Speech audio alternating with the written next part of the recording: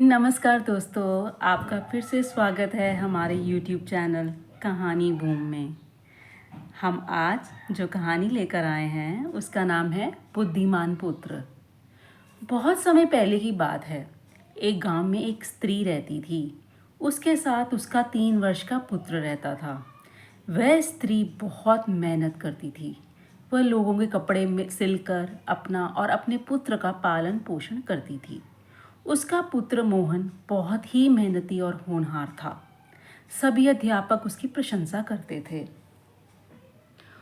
मोहन जब कुछ और बड़ा हुआ तो एक दिन उसकी प्रशंसा करते हुए एक पड़ोसन ने कहा, मोहन बहुत मेहनती और बुद्धिमान है।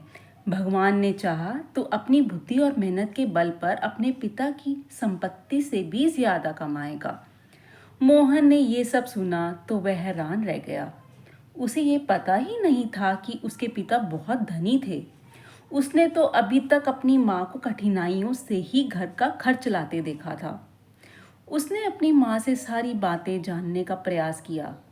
माँ ने बहुत कोशिश की कि वह पुत्र को कुछ ना बताए, पर बेटे की विनती के आगे उसकी एक ना चली। माँ ने बताया, तुम्हारे पिता एक सीधे सरल व्यापारी थे। वह बहुत ईमानदार थे। उनके एक मित्र रामदास ने उनके इसी सीधेपन का फायदा उठाया। पहले तो रामदास ने उनसे दोस्ती का नाटक किया। धीरे धीरे उसने तुम्हारे पिता की सारी संपत्ति लूट ली। मित्रता में मिले इस धोखे को तुम्हारे पिता सहन नहीं कर पाए। इस दुख के कारण उनकी मृत्यु हो गई।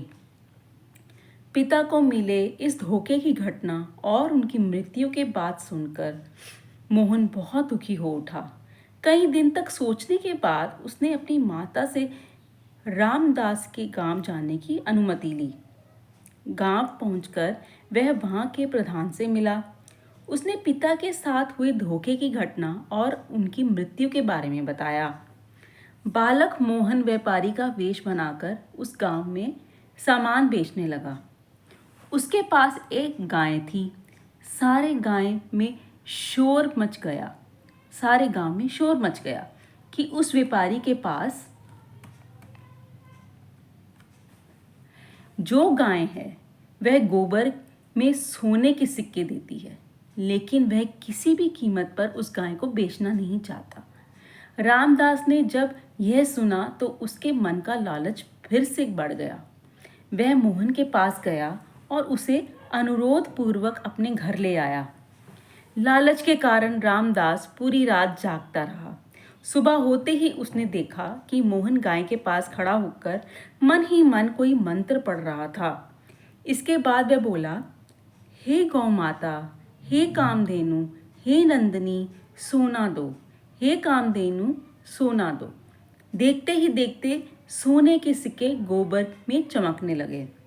रामदास दौड़कर व्यापारी बालक के पास गया। उसने सोचा कि यह तो स्वर्ग लोक की कामधेनु गाय है। उसका बचा हुआ जीवन इस गाय की कृपा से सुख से कटेगा। उसने सोचा कि यह तो बालक ही है, इसे आसानी से मनाया जा सकता है। वह बोला, बेटा तुम अभी छोटे हो, व्यापार के साथ साथ तुम गाय की देखभाल नहीं कर पाओगे। अपनी यह गाय मुझे बेच दो। मोहन ने कहा, अगर आप इस गाय को लेना ही चाहते हैं तो इसकी कीमत के रूप में आपको 2 संदूक भरकर सोने के सिक्के देने पड़ेंगे। लालची रामदास ने सोचा, यह तो बहुत बढ़िया सौदा है। जितने सिक्के ये गाय देती है उतने सिक्के जमा करके तो मैं बहुत धनी हो जाऊंगा। 2 संदूक सोने के सिक्के तो ये गाय कुछ ही दिनों में दे देगी। मोहन अपनी बैलगाड़ी में सोने से भरे दोनों संदूक रखकर वहां से चल पड़ा। रामदास सुबह गाय के गोबर से सिक्के प्राप्त करने के लालच में पूरी रात न सो पाया। सुबह उठते ही नहा धोकर गाय की पूजा करके वह गाय के पास जाकर बोलने लगा, हे गोमाता, हे कामधेनु, हे नंदिनी, सोना दो। हे कामधेनु, सोना दो। वह लगातार बोलता रहा, लेकिन गाय ने केवल गोबर किया। उसमें सिक्कों का कहीं नामो निशान नहीं था। शाम तक गाय ने एक भी सिक्का नहीं दिया। वह समझ गया कि कोई उसे मूर्ख बनाकर अपनी संपत्ति लूट कर ले गया है। स्वयं को उस ठगा हुआ पाकर वह राजा के पास न्याय मांगने गया। राजा के सिपाहियों ने मोहन को ढूंढ निकाला। उस छोटे से बालक को देखकर राजा विश्वास नहीं कर पाए कि इतना छोटा बच्चा इतनी बड़ी ठगी कर सकता है। मोहन ने राजे से क्षमा मांगते हुए कहा, महाराज, मैंने कोई गलत काम नहीं किया है, मैं ठग नहीं हूँ। मैंने इनका सारा सोना ग्राम प्रधान के पास रखवा दिया है। राजा ने पूछा, बालक, तुम लालची नहीं हो, तुम ठगी नहीं हो, तो तुमने इन्हें धोखा क्यों दिया? मोहन ने कहा, मैंने गांव प्रधान की सलाह से इनको बताया है कि धोखा करना खाना कैसा लगता है। इन्होंने मेरे सज्जन और ईमानदार पिता को धोखा दिया।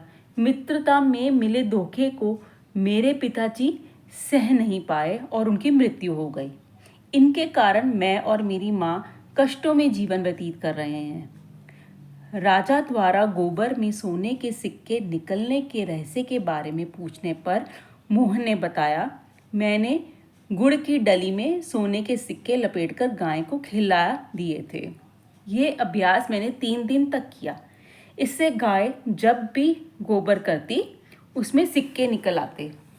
सारी बातें सुनकर राजा को रामदास पर बहुत क्रोध आया। राजा के क्रोध को देखकर रामदास ने अपना अपराध स्वीकार कर लिया। मोहन को अपने पिता की सारी संपत्ति सूद समेत वापस मिल गई। रामदास को राजा ने कहा, कड़ा दंड दिया। राजा ने भी मोहन को इनाम दिया। मोहन खुश होकर अपने गांव वापस चला गया।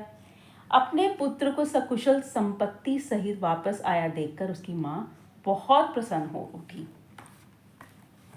तो दोस्तों, ये थी हमारी आज की कहानी, बुद्धिमान पुत्र। हम अगली वीडियो में एक और नई कहानी लेकर आपके सामने आएंगे। तब तक के लिए बहुत बहुत धन्यवाद।